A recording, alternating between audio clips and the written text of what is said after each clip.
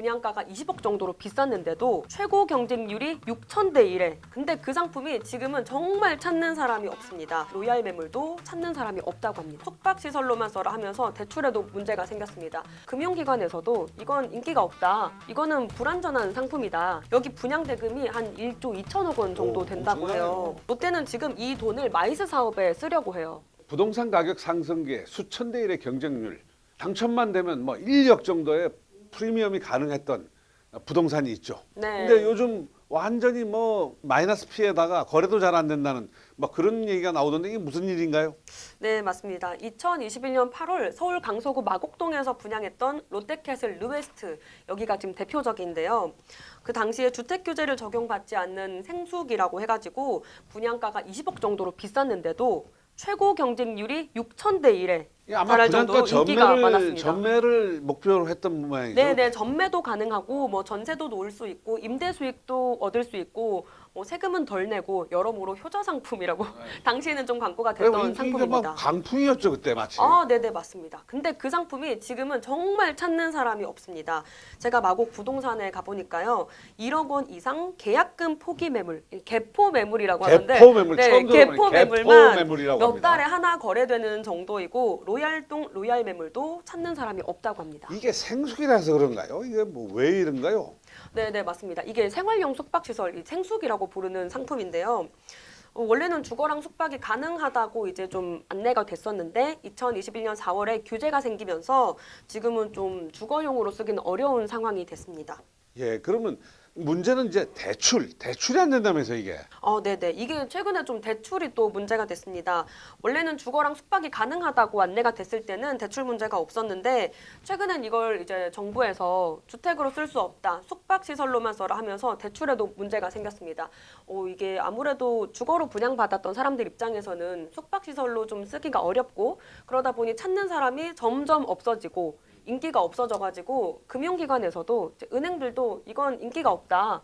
이거는 불안전한 상품이다. 이렇게 보고 대출 규모를 확 줄였습니다. 근데 당시에 분양받은 사람은 그래도 대출이 된다고 믿고 분양받았을 거 아니에요?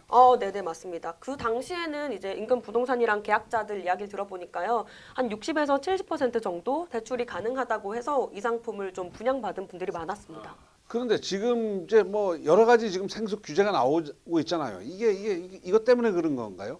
네, 맞습니다. 제가 아까 얘기했던 그 규제 때문인 건데 지금은 이제 이걸 집으로 썼다가는 이행강제금을 물어야 할 수 있거든요.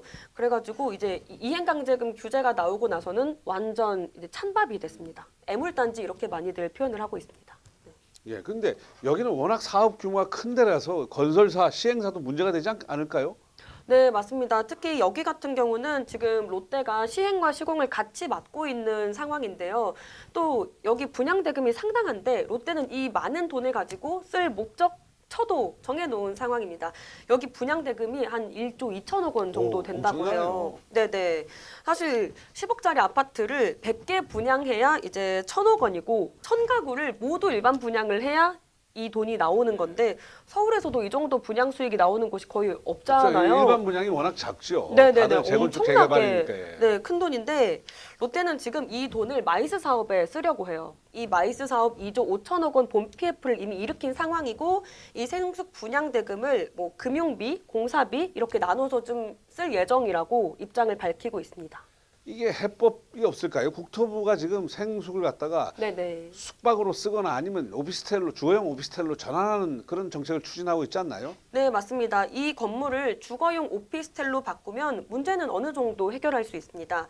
하지만 바꾸기가 쉽지 않은데요. 여기는 아직 짓고 있는 건물이라서 이 계약자들이 법적으로 아무런 권한이 없습니다. 키를 쥐고 있는 곳은 시행사인데 시행사가 모든 계약자들의 설계 변경 동의를 받으면 되는 상황이지만 지금 1% 미만 정도는 몇 분 정도는 좀 의견을 내지 않고 있다고 하고요. 다만 이 용도 변경이 완전히 불가능한 것은 아닙니다. 여기는 추가적으로 공사할 것이 없는 상황이고 뭐 평촌에서는 시행사가 굉장히 적극적으로 밀어붙여서 그 준공 전 건물이지만 용도 변경에 성공한 사례가 있습니다. 입주까지 얼마 남았죠? 입주는 언제 하나요? 입주까지 한 반년도 남지 않았습니다. 맞습니다. 올해 8월이 입주입니다. 그러면 어쨌든 아직 시간이 있으니까 네네. 어쨌든 이걸 주거용 오피스텔로 바꿔가지고 하는 방법이 최선의 방법이라고 봐야 되나요? 네, 그게 사실은 뭐 롯데와 계약자들의 피해를 모두 줄일 수 있는 방법이기는 한데 이걸 위해서는 강서구와 서울시가 또 머리를 맞대야 해서 당장 쉬운 상황은 아닙니다.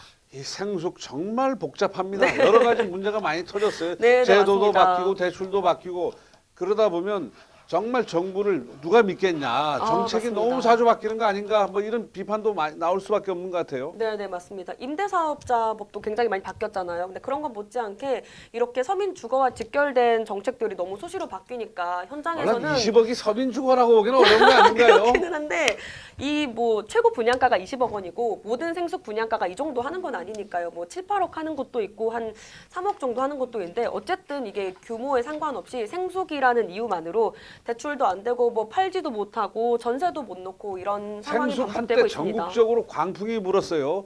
정말 네네. 수천 대 일 당첨만 되면 1억 뭐 피 그렇죠. 가능하다. 네, 그래가지고 맞습니다. 저한테도 네네. 카카오톡 많이 오더라고요. 청약하라고. 네. 근데 이제 또 광풍이 불어가지고 분양을 엄청 많이 했었고 2025년까지는 이런 문제가 좀 계속 반복될 것 같은데요. 그래서 오늘은 보니까 경남 창원의 한 생수기에서는 이제 결국 소송전이 불거지기도 했더라고요. 앞으로는 이런 문제가 좀 전국에서 여러 번 일어날 것 같습니다. 그러면서 이제 분양하면서 뭐 주거가 가능하다 이런 식으로 좀 했을 수도 있는 거 아니에요? 네네. 그래서 이제 일부 계약자들은 그 당시에 모델하우스에서 이제 이거 주거 가능합니다. 이런 녹취를 좀 한 사례도 있었는데요. 앞으로 이게 법적으로 심각한 문제가 될 수 있겠네요. 네네, 그렇습니다.